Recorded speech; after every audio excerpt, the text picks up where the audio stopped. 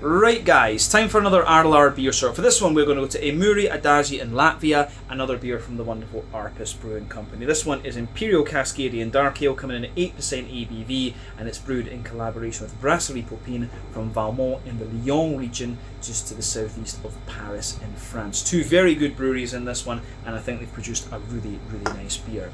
So the beer pours this lovely dark sort of ebony rosewood colour. It had a lovely kind of fawn coloured head when we poured it out, and the aroma is great. It gives you everything you want. A bit of toastiness, lovely brown bread, sweet caramelly notes, good little bit of piney resin and floral notes in the malt base there, and you've got that lovely oily fruitiness that you want from this style. But yeah, flavour wise, the backbone of the beer, roasty toasty, well-fired bread crust in there. I suspect carafa malt in this one rather than black malt, but you've got a wee bit of woodiness. There's a layer of cracker above that. You've got rye bread, which is nice and oily and sweet, some wholemeal brown bread in there as well. Then you've got a toasty caramelly layer, some McVitie's digestive biscuit above that. Then you've got the more oily circle in the middle of your palate, which is like sweeter caramel around the outside, and then that more kind of boozy concentration in the dead centre of your palate there. So the malty backbone of this beer, I think, is very nice.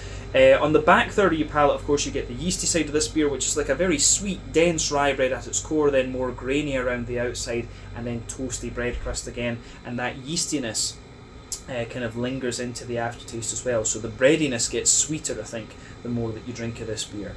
In terms of the hoppy side of the beer, you've got a nice little bit of earthiness there in the back corners of the palate. As you come further forward, you get a little bit of kind of pine resin and some floral aromatic spice as you reach the kind of front corners of your palate. But round the front curve of the tongue, it's a little bit lighter and more kind of grassy and zesty. But yeah, good little bit of bitterness out of this one, I would say. The fruity side of the beer, you've got a good little bit of grapefruit in there. I suspect, you know, there's a bit of Chinook and Cascade in this one, of course, but as you come further forward, it's got some oily pear, sultana, a little bit of fig, and then a more orangey character toward the very kind of front tip of your tongue. I suspect a little bit of mosaic in this one as well, actually.